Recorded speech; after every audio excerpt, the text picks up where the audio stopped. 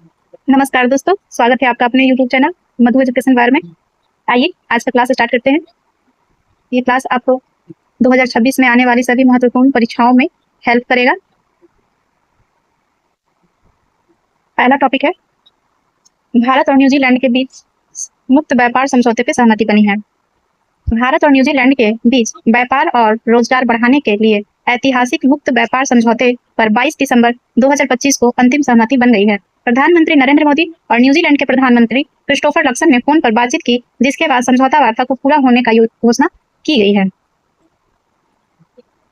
समझौते के तहत न्यूजीलैंड अपने यहाँ भारत से आने वाले 100% उत्पादों पर आयात शुल्क खत्म कर देना समझौते के तहत न्यूजीलैंड अपने यहाँ भारत से आने वाले 100% उत्पादों पर आयात शुल्क खत्म कर देगा हो गया ना। और इससे भारतीय निर्यातकों, छात्रों और पेशेवरों को बड़े पैमाने पर लाभ मिलने की संभावना है।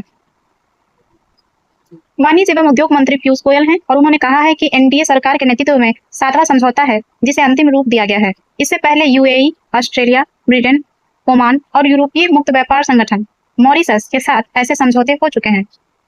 इस फाइव आइज के अंतर्गत अमेरिका, ब्रिटेन, कनाडा, ऑस्ट्रेलिया और न्यूजीलैंड है के 3 देशों के साथ एफटीए हुआ है। भारत ने न्यूजीलैंड के साथ प्रस्तावित मुक्त व्यापार समझौते में किसानों और सूक्ष्म लघु एवं मझोले उद्यमों के हितों को प्राथमिकता दी है। इस कारण कुछ कृषि उत्पादों, डेयरी उत्पादों, कॉफी, मसाले, दालें और कुछ सब्जियों को समझौते से बाहर रखा है। इस समझौते में न्यूजीलैंड को कोई शुल्क रियायत नहीं दी जाएगी। समझौते के तहत जिन उत्पादों को शुल्क रियायत सूची से बाहर रखा गया है उनमें डेयरी उत्पाद जैसे दूध, क्रीम, दही, पनीर, पशु उत्पाद, भेड़ के मांस को छोड़कर सब्जी उत्पाद, प्याज, चना, मटर, मक्का, चीनी, कृत्रिम शहद और पशु वनस्पति या सूक्ष्म आधारित वसा एवं तेल शामिल हैं। इसके अलावा हथियार और गोला बारूद, रत्न एवं आभूषण, तांबा और उससे बने उत्पाद तथा एल्यूमिनियम एवं उससे संबंधित वस्तुओं पर भी भारत न्यूजीलैंड को किसी तरह की शुल्क रियायत नहीं देगा। न्यूजीलैंड किसी भी एफटीए के तहत अपने सेवों पर शुल्क में छूट पाने वाला पहला देश बन गया है। वर्तमान में भारत में सेवों पर 50% आयात शुल्क लगता है। भारत और न्यूजीलैंड के बीच हुए एफटीए के तहत भारत से शराब और वाइन के निर्यात पर कोई शुल्क नहीं लगेगा, जबकि न्यूजीलैंड से आयातित वाइन पर रियायती शुल्क लगाए जाएंगे, जिसे 10 साल में धीरे धीरे घटाया जाएगा। अंगूर से बनने वाली वाइन पर फिलहाल भारत में 150% शुल्क लागू है। न्यूजीलैंड की वाइन पर यह शुल्क समझौता लागू होने के पहले दिन 100% हो जाएगा और 10 वर्ष में क्रमिक रूप से घटकर 50% रह जाएगा। वाणिज्य और उद्योग मंत्री पीयूष गोयल ने कहा कि मुक्त व्यापार समझौते के तहत न्यूजीलैंड की कंपनी भारत में डेयरी का कच्चा माल सामग्री लाकर उनमें से कुछ गुणवत्ता वाले उत्पाद बना सकती है और फिर उन सभी उत्पादों को पूरी तरह विदेशों में बेच सकती है।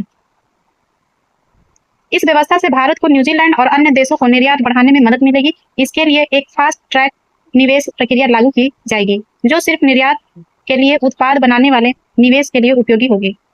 न्यूजीलैंड की ओर से अगले 15 वर्षों में भारत में 20 अरब डॉलर के प्रत्यक्ष विदेशी निवेश की प्रतिबद्धता व्यक्त की गई है। समझौते के तहत आगामी 5 वर्षों में वस्तुओं और सेवाओं में द्विपक्षीय व्यापार के 2 गुना होकर 5 अरब डॉलर पहुंचने की संभावना है। न्यूजीलैंड के साथ एफटीए को लेकर चल रही वार्ता संपन्न होने के बाद भारत की तरफ से कैबिनेट ने मंजूरी दे दी है, लेकिन अभी न्यूजीलैंड में कानूनी प्रक्रिया के बाद वहां की संसद द्वारा मंजूर किया जाएगा। उसके बाद समझौते पर दोनों देश अंतिम रूप से हस्ताक्षर करेंगे। न्यूजीलैंड में पढ़ने वाले भारतीय छात्रों के लिए अब कोई संख्या तय नहीं होगी। इसका मतलब है कि समझौते के तहत कोटा सिस्टम खत्म हो जाएगा। इतना ही नहीं, भारतीय छात्र अब पढ़ाई के दौरान हर हफ्ते कम से कम 20 घंटे काम कर सकेंगे। स्नातक के बाद छात्रों को 3 से 4 वर्ष तक न्यूजीलैंड में काम करने का मौका मिलेगा। समझौते के तहत हर साल 5000 भारतीय पेशेवरों के लिए 3 साल के वर्क वीजा का रास्ता भी साफ हो गया है। विशेषज्ञों के अनुसार यह समझौता भारतीय कंपनियों को न्यूजीलैंड के साथ पूरे प्रशांत क्षेत्र में पहुंच प्रदान करेगा। इससे भारतीय अर्थव्यवस्था को मजबूती मिलेगी और रोजगार के नए अवसर भी पैदा होंगे। यह एक ऐसा समझौता है जिसमें वार्ता में शामिल भारतीय पक्ष के सभी प्रमुख अधिकारी महिलाएं थी। यहाँ ध्यान रखना है कि यह पहला ऐसा समझौता था जिसमें वार्ता में शामिल भारतीय पक्ष के सभी जो अधिकारी थे वे महिलाएं थी। भारत की प्रमुख वार्ताकार मंत्रालय में संयुक्त सचिव पेटल ढिल्लों हैं। पिछले साल मार्च में लक्सन की भारत यात्रा के दौरान दोनों देशों के बीच एफटीए वार्ता शुरू करने पर सहमति बनी थी।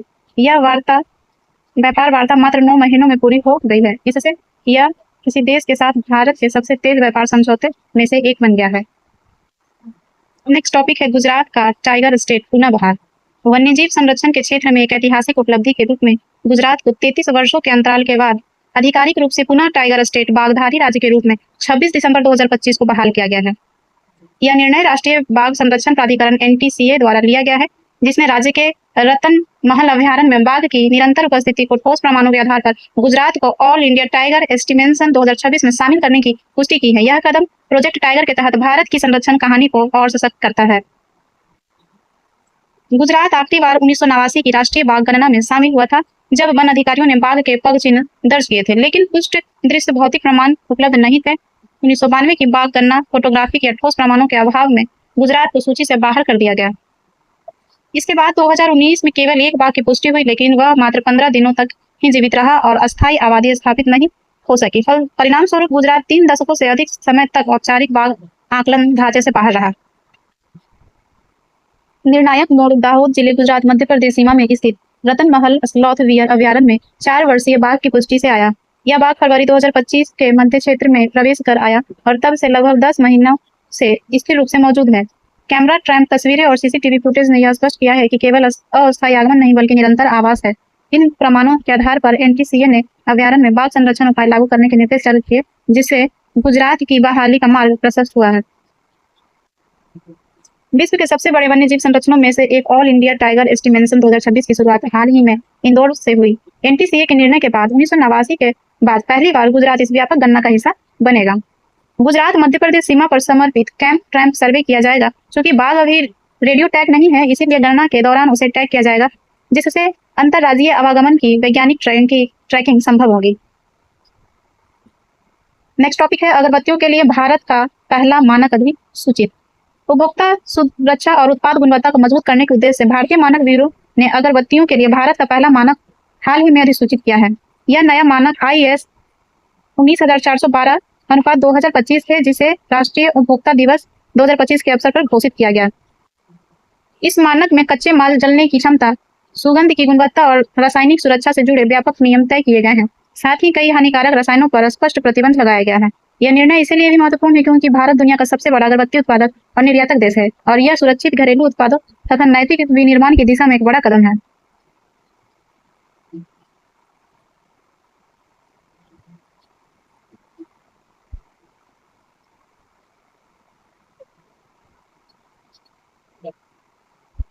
IS 19412/2025 अगरबत्तियों के लिए विशेष रूप से तैयार किया गया पहला भारतीय मानक है और यह बाजार में बिकने वाली अगरबत्तियों को मानक स्वास्थ्य के लिए सुरक्षित, पर्यावरण के अनुकूल और गुणवत्ता में एक रूप बनाने हेतु एक संरचित नियामक ढांचा प्रदान करता है।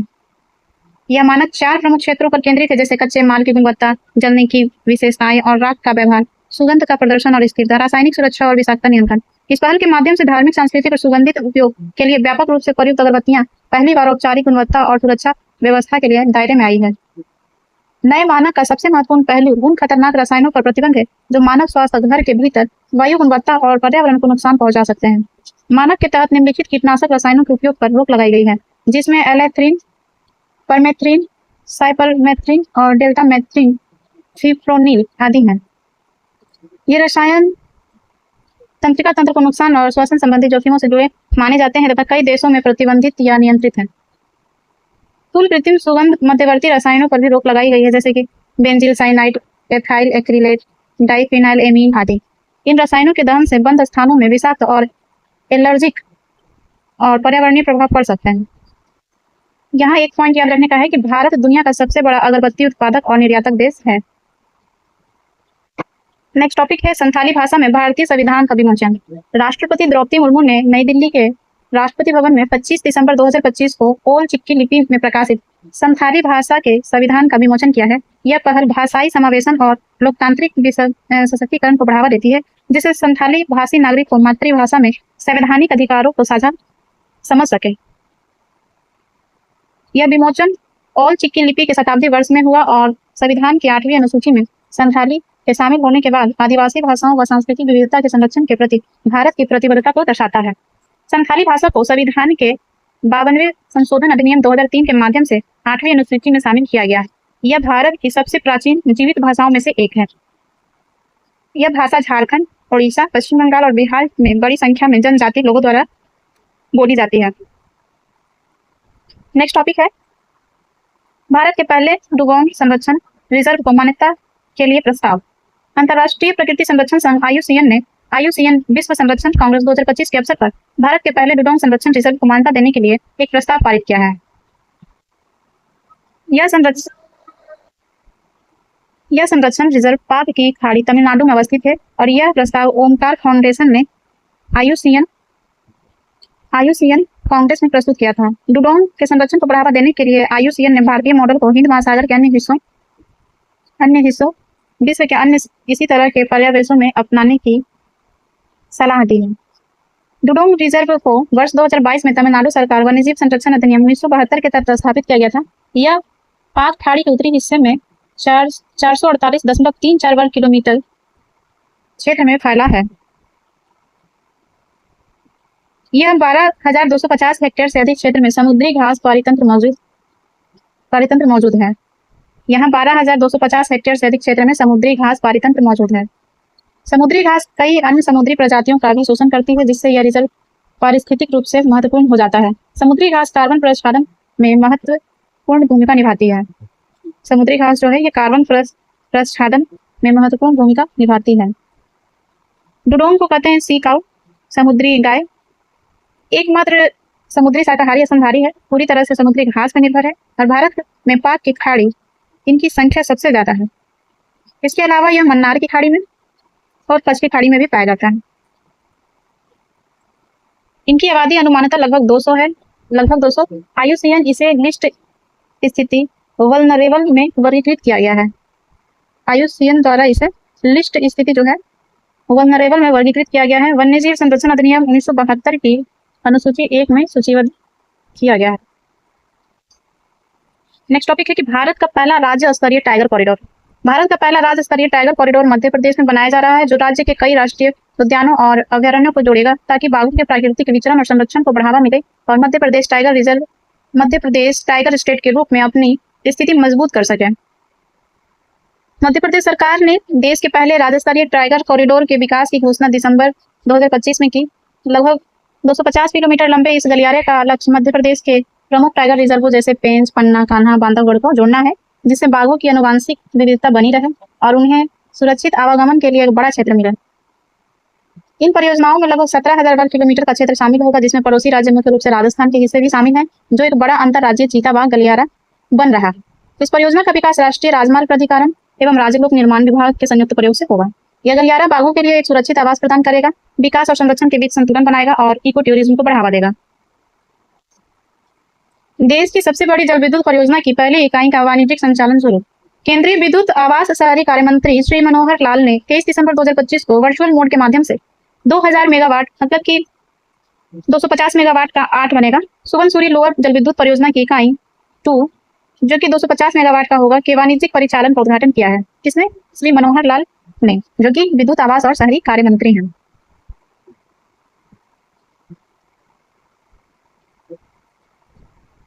इस अवसर पर मंत्री ने कहा कि सुबनसिरी परियोजना स्वच्छ और सतत ऊर्जा के प्रति भारत की प्रतिबद्धता का प्रतीक है। यह उत्तर पूर्वी भारत के विकास में सहयोग करती है, राष्ट्रीय ग्रिड को मजबूत करती है और देश के महत्वाकांक्षी कार्बन उत्सर्जन के शून्य स्तर पर लाने के लक्ष्यों में को आगे बढ़ाती है। यूनिट नंबर 2 चालू होने के साथ ही परियोजना 250 मेगावाट की 3 इकाइयों को जल्द ही चालू करने की दिशा में तेजी से आगे बढ़ रही है। इसके बाद शेष 4 इकाइयों को 2026 से 27 के दौरान चरणबद्ध तरीके से चालू किया जाएगा। पूर्ण रूप से चालू होने पर 2000 मेगावाट की सुबनसिरी लोअर हाइड्रो इलेक्ट्रिक परियोजना भारत की नवीकरणीय ऊर्जा क्षमता में महत्वपूर्ण योगदान देगी, राष्ट्रीय ग्रिड की मजबूती बढ़ाएगी और स्वच्छ ऊर्जा के व्यापक योगदान के एक नए युग की शुरुआत करेगी। देश की सबसे बड़ी जल विद्युत परियोजना सुबनसिरी लोअर परियोजना में 250 मेगावाट की 8 इकाइयां शामिल हैं और इसे रन ऑफ द रिवर योजना के रूप में डिजाइन किया गया है। इसमें छोटे तालाब हैं। यह 8 हेड रेस टनल के माध्यम से पानी के बहाव की दिशा बदलकर प्रति वर्ष 7,422 मिलियन यूनिट नवीकरणीय बिजली उत्पन्न करती है। यह देश के हरित ऊर्जा भविष्य में महत्वपूर्ण योगदान देती है। इस परियोजना में उत्तर पूर्वी भारत के सबसे बड़ा 116 मीटर ऊंचा कंक्रीट ग्रेविटी बांध शामिल है, जो न केवल क्षेत्रीय बुनियादी ढांचे और ग्रिड की मजबूती को बढ़ाता है, बल्कि सुबनसिरी नदी बेसिन में बाढ़ नियंत्रण और जल प्रबंधन को भी बेहतर बनाता है। नेक्स्ट टॉपिक है परमाणु ऊर्जा के सतत दोहन और विकास अधिनियम 2025। भारत ने ऊर्जा क्षेत्र में आत्मनिर्भर बनने की दिशा में ऐतिहासिक कदम बढ़ा लिया है। राष्ट्रपति मुर्मू द्वारा 20 दिसंबर 2025 को परमाणु ऊर्जा के सतत दोहन और विकास अधिनियम 2025 मंजूरी प्रदान की। राज्यसभा में इसे 18 दिसंबर और लोकसभा में 17 दिसंबर 2025 को पारित किया गया। बिल के पारित होने के साथ परमाणु क्षेत्र के द्वारा निजी भागीदारी के लिए खुल गए हैं। संसद में परमाणु ऊर्जा राज्य मंत्री जितेंद्र सिंह ने परमाणु ऊर्जा 24 घंटे बिजली देने वाला भरोसेमंद और स्वच्छ स्रोत है। भारत ने 2025 तक 8.9 गीगावाट की क्षमता हासिल की है। लक्ष्य 2047 तक 100 गीगावाट तक पाने का है। भविष्य में कृत्रिम बुद्धिमत्ता की बढ़ती जरूरतों के लिए परमाणु ऊर्जा अनिवार्य होगी। प्रधानमंत्री की अध्यक्षता में कैबिनेट ने 12 दिसंबर 2025 को एक ऐतिहासिक रणनीति प्रस्ताव रखते हुए Shanti sustainable harnessing and advancement of nuclear energy for transforming India को मंजूरी दी है। तो शांति का फुल फॉर्म याद करना यहाँ इंपॉर्टेंट है। शांति का फुल फॉर्म याद कर लेंगे। और संसद द्वारा पारित शांति अधिनियम के तहत निजी कंपनियों को सिविल न्यूक्लियर पावर जनरेशन में प्रवेश की अनुमति दी गई है। हालांकि यह भागीदारी कड़े सरकारी नियंत्रण और निगरानी तक होगी। परमाणु सामग्री का उत्पादन, भारी जल प्रबंधन और रेडियोधर्मी कचरे का निपटान जैसे रणनीतिक कार्य अब भी परमाणु ऊर्जा विभाग के नियंत्रण में रहेंगे। सरकार का मानना है कि बड़े पैमाने पर निवेश की आवश्यकता को केवल सार्वजनिक क्षेत्र के माध्यम से पूरा करना संभव नहीं है, इसीलिए निजी पूंजी और विशेषज्ञता को शामिल करना आवश्यक हो गया है। इस एक्ट का एक प्रमुख पहलू भारत के सिविल न्यूक्लियर लाइबिलिटी फ्रेमवर्क में संशोधन है। प्रस्तावित बदलावों के तहत संयंत्र संचालकों को कानूनी संरक्षण दिया जाएगा और उपकरण आपूर्तिकर्ताओं की देनदारी की सीमा निर्धारित की जाएगी। साथ ही प्रति दुर्घटना ऑपरेटर बीमा कवर को भारतीय परमाणु बीमा पूल के माध्यम से 1500 करोड़ रुपए तक पुनः संचालित करने का प्रस्ताव है। नए शांति अधिनियम में 39% तक प्रत्यक्ष विदेशी निवेश की अनुमति है। नए शांति अधिनियम में 49% तक प्रत्यक्ष विदेशी निवेश की अनुमति है। बिल में नाभिकीय ऊर्जा क्षेत्र में निवेश और सुरक्षा के संबंध में विस्तृत दिशा निर्देश और प्रक्रियाएं निर्धारित है। इसके तहत परमाणु ऊर्जा को स्वच्छ, स्थिर और आधारभूत ऊर्जा स्रोत के रूप में स्थापित कर जलवायु अनुकूल विकास बढ़ाने का लक्ष्य है। इसका उद्देश्य नियामक स्वतंत्रता को मजबूत करना और सुरक्षा निगरानी और जनता का विश्वास बढ़ाना है। विधेयक में परमाणु संचालन से संबंधित विवादों के समाधान के लिए परमाणु ऊर्जा निवारण सलाहकार परिषद की स्थापना का भी प्रस्ताव है। नियमों के उल्लंघन पर जुर्माने के प्रावधान भी हैं। यह मामूली उल्लंघनों के लिए 5 लाख रुपए से लेकर गंभीर अपराधों के लिए 1 करोड़ रुपए तक है। सार्वजनिक हो या निजी, सभी को लाइसेंस सरकार देगी। परमाणु ऊर्जा नियामक बोर्ड से सुरक्षा मंजूरी लेना जरूरी होगा। इसके साथ ही सरकार ने 20,000 करोड़ के न्यूक्लियर एनर्जी मिशन की घोषणा की है। इसके तहत स्मॉल मॉड्यूलर रिएक्टर पर अनुसंधान और विकास किया जाएगा। योजना के अनुसार 2033 तक 5 स्वदेशी SMR को परिचालन में लाने का लक्ष्य रखा गया है। यह अधिनियम nuclear power corporation of India limited के एकाधिकार को समाप्त करता है। यह अधिनियम परमाणु ऊर्जा अधिनियम 1962 और परमाणु नुकसान के लिए सिविल दायित्व अधिनियम 2010 को निरस्त करता है। ठीक है, निरस्त कर दिया।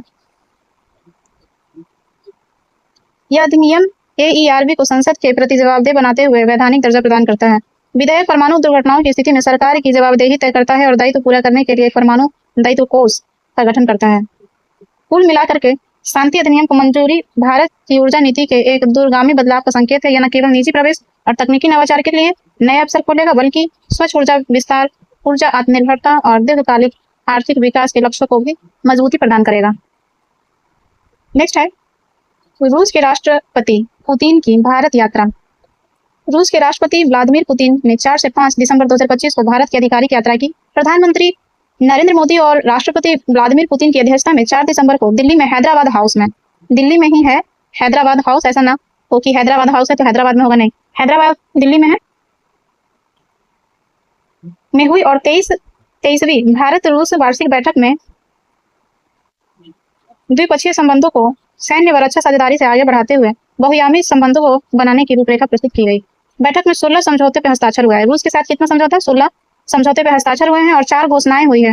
राष्ट्रपति पुतिन ने इस अवसर पर भारत को निर्बाध तेल गैस की आपूर्ति का आश्वासन दिया, जो संबंधों के प्रति सोच में आए बदलाव का प्रतीक है।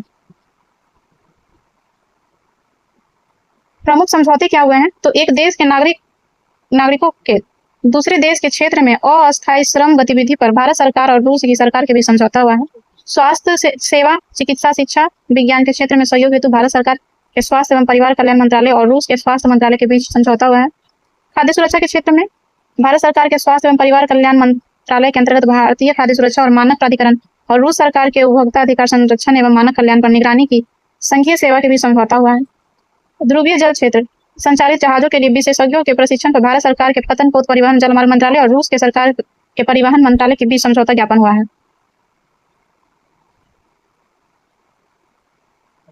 काफी लंबा दे दिया है। मेसर्स जेएससी, यूरालकेम और मेसर्स राष्ट्रीय केमिकल एंड फर्टिलाइजर्स लिमिटेड एवं नेशनल फर्टिलाइजर लिमिटेड और इंडियन पोटास लिमिटेड के बीच समझौता ज्ञापन। भारत और रूस के बीच माल और वाहनों के संबंध के आगमन पूर्व सूचना के आदान प्रदान में सहयोग के लिए भारत सरकार के केंद्रीय प्रत्यक्ष कर और सीमा शुल्क बोर्ड और रूस की संघीय सीमा शुल्क सेवा के बीच प्रोटोकॉल। भारत सरकार के संचार मंत्रालय के डाक विभाग और जेएससी रूसी पोस्ट के बीच द्विपक्षीय समझौता हुआ है। पुणे स्थित रक्षा उन्नत प्रौद्योगिकी संस्थान और रूस के फेडरल स्टेट ऑटोनोमस उच्च शिक्षा संस्थान नेशनल टॉम्स स्टेट यूनिवर्सिटी के बीच वैज्ञानिक और शैक्षिक सहयोग पर समझौता ज्ञापन हुआ है। मुंबई विश्वविद्यालय और लोमोनोसोव और मॉस्को स्टेट विश्वविद्यालय और रूसी प्रत्यक्ष निवेश कोष की संयुक्त स्टॉक कंपनी प्रबंधन कंपनी के बीच सहयोग संबंधी समझौता हुआ है। भारत के प्रसार भारती और the big Asia media group तथा एएनओ टीवी नवोस्ती के बीच प्रसारण पर सहयोग और सहभागिता के लिए समझौता ज्ञापन। टीवी ब्रिक्स संयुक्त स्टॉक कंपनी और प्रसार भारती के बीच समझौता ज्ञापन। इस अवसर पर दोनों देशों के बीच प्रमुख घोषणाएं हैं। भारत रूस आर्थिक सहयोग के रणनीतिक क्षेत्रों के विकास के लिए 2030 तक का कार्यक्रम।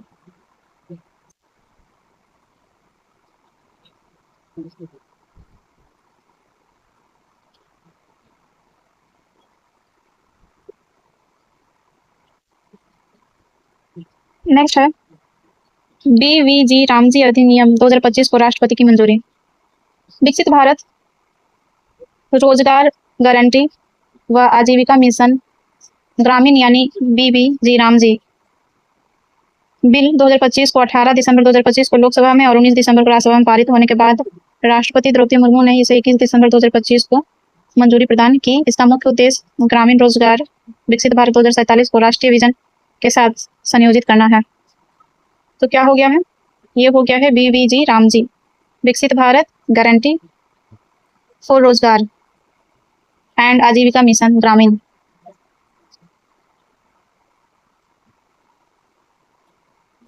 यह योजना एक तरह से महात्मा गांधी राष्ट्रीय रोजगार गारंटी एक्ट मनरेगा का एक अपग्रेड वर्जन है। इस ग्रामीण योजना के तहत ग्रामीण परिवार को 100 के बजाय 125 दिनों के रोजगार की गारंटी मिलेगी। 100 दिन से 125 दिन, 25 दिन बढ़ा है। नए अधिनियम में मनरेगा के उलट हर हफ्ते पेमेंट किया जा सकता है। मनरेगा में 15 दिन में मजदूरी का भुगतान होता था। मजदूरी का भुगतान साप्ताहिक आधार पर या काम पूरा होने के अधिकतम 15 दिन के भीतर करना अनिवार्य होगा। नए कानून की धारा 5(1) में बेरोजगारी भत्ता का भी प्रावधान किया गया है। यदि श्रमिक द्वारा कार्य मांगने के 15 दिन के भीतर रोजगार नहीं मिलता तो राज्य सरकारों को बेरोजगारी भत्ता देना अनिवार्य होगा। नए एक्ट में ग्राम पंचायत योजनाओं को जरूरी किया गया है, जिसे खुद पंचायत ही तैयार करेगी। इसके अलावा इन्हें पीएम गति शक्ति जैसी योजना से जोड़ा जाएगा। नए कानून की धारा 2 के अंतर्गत रोजगार को जल सुरक्षा कोर, ग्रामीण बुनियादी ढांचा, आजीविका और चरम मौसम की घटनाओं से जुड़े कार्यों से जोड़ा गया है। योजना के तहत केंद्र और राज्यों के बीच 60:40 का फंड शेयरिंग पैटर्न प्रस्तावित किया गया है। विकसित भारत रोजगार गारंटी व आजीविका मिशन से किसानों को दोहरा फायदा होने वाला है। एक तो उन्हें खेतों के लिए मजदूरी आसानी से मिल सकेंगे और दूसरे खेतों के लिए बेहतर ढांचा तैयार हो सकेगा। इस योजना के अंतर्गत बुआई और कटाई के मौसम में एक वित्तीय वर्ष 60 दिन का विशेष समय रखा गया है और इस दौरान मनरेगा के तहत काम बंद कर दिया जाएगा। इसका उद्देश्य बुनाई और कटाई के समय मजदूरों की कमी नहीं होने देना है। इस दौरान काम रोकने का लाभ यह होगा कि फर्जी तरीके से मजदूरी को नहीं बढ़ाया जा सकेगा। किसान को सिंचाई परियोजनाओं का भी लाभ सीधे तौर पर मिलेगा। अधिनियम की धारा 4 के 5 और धारा 22 के 4 साफ कहती है कि राज्यों के लिए बजट तय होगा और इसे पारदर्शी मापदंडों के आधार पर बांटा जाएगा। कोई मनमानी और भेदभाव नहीं होगा। जिस राज्य को जितनी जरूरत होगी वहाँ जितना का होगा, जहाँ जितना का होगा वहाँ उतना पैसा जाएगा। नेक्स्ट है भारत का पहला स्वदेशी 64 बिट माइक्रो प्रोसेसर ध्रुव 64 लॉन्च। भारत ने अर्ध चालक आत्मनिर्भर की दिशा में एक महत्वपूर्ण उपलब्धि हासिल करते हुए ध्रुव 64 मानक देश का पहला स्वदेशी 1.0 gigahertz 64 bit dual core micro processor 15 दिसंबर 2025 को लॉन्च किया। यह उपलब्धि centre of development of advanced computing द्वारा सीडैक द्वारा माइक्रो प्रोसेसर डेवलपमेंट प्रोग्राम के तहत हासिल की गई है, जो विदेशी चिप निर्माताओं पर निर्भरता कम करने की दिशा में निर्णायक कदम है। ध्रुव 64 एक आधुनिक 64 बिट ड्यूल कोर आर्किटेक्चर पर आधारित है, जिसे उच्च कंप्यूटिंग दक्षता और बहुत कार्यक्षमता और सिस्टर की विश्वसनीयता सुनिश्चित करने के लिए डिजाइन किया गया है। इसकी क्लाउड स्पीड 1.0 गीगाहर्ट्ज है, जो इसे ऊर्जा कुशल रहते हुए भी भारी प्रोसेसिंग कार्यों के लिए उपयुक्त बनाती है। यह प्रोसेसिंग विभिन्न बाह्य हार्डवेयर प्रणालियों के साथ सहज एकीकरण में सक्षम है, जिससे यह कई तकनीकी क्षेत्रों में प्रयोग के लिए अनुकूल बनाता है। ध्रुव 64 का उपयोग 5G अवसंरचना, ऑटोमोबाइल प्रणालियों, औद्योगिक स्वचालन, उपभोक्ता इलेक्ट्रॉनिक्स और तेजी से बढ़ते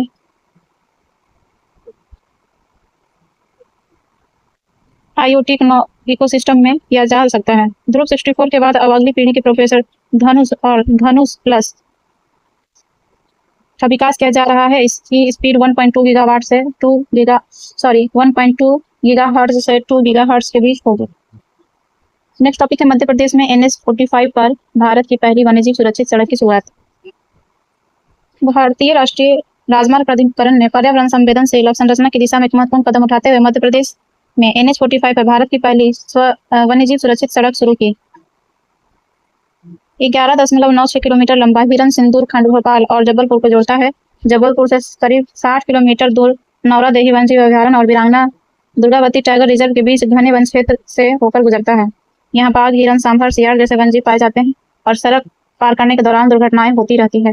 इस परियोजना की सबसे खास पहचान table top red road markings है, जिनका उपयोग भारत में पहली बार किया गया है।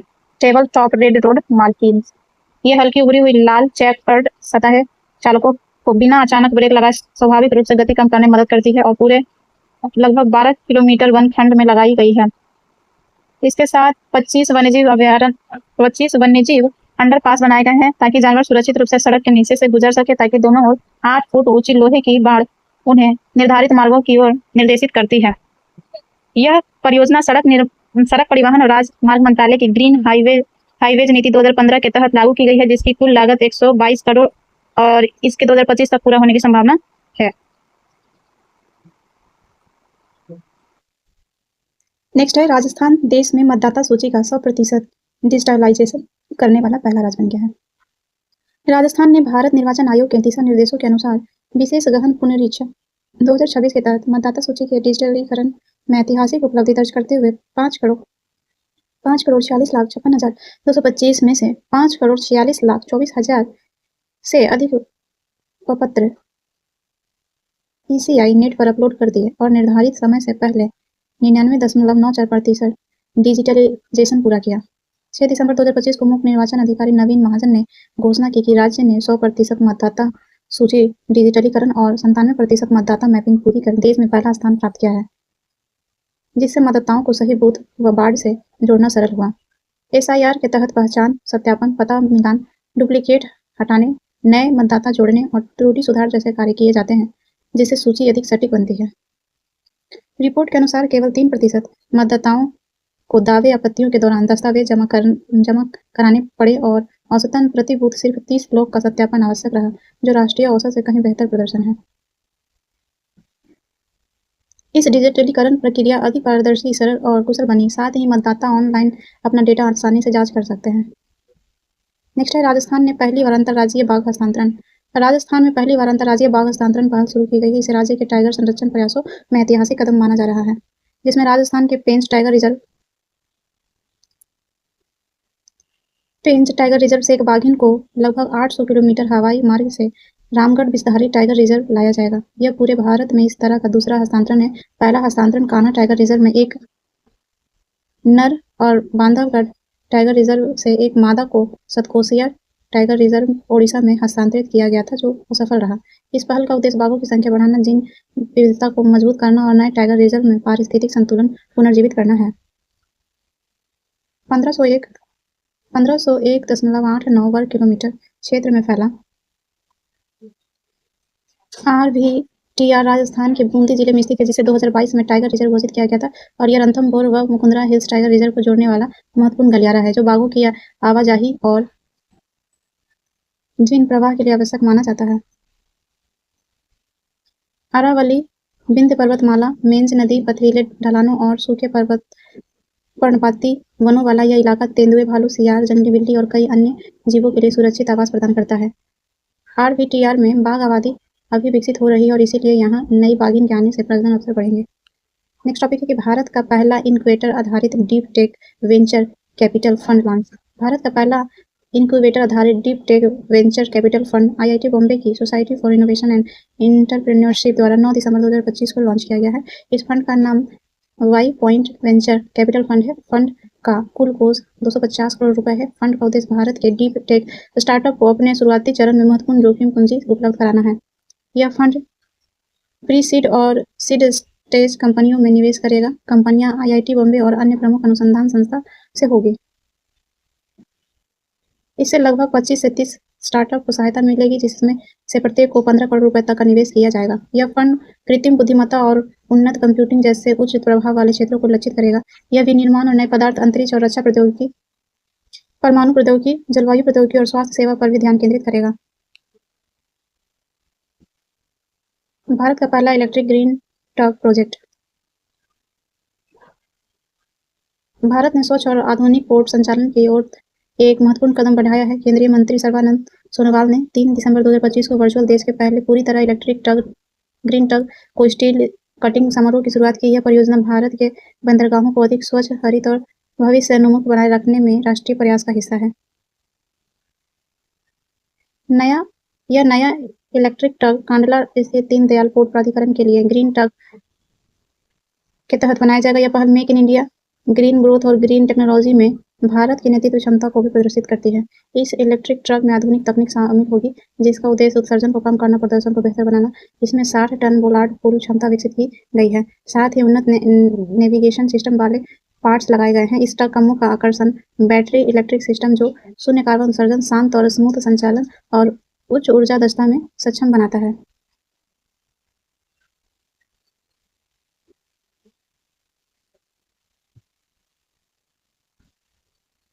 सरकार का लक्ष्य 2030 तक 50 ग्रीन ट्रक को शामिल करना है।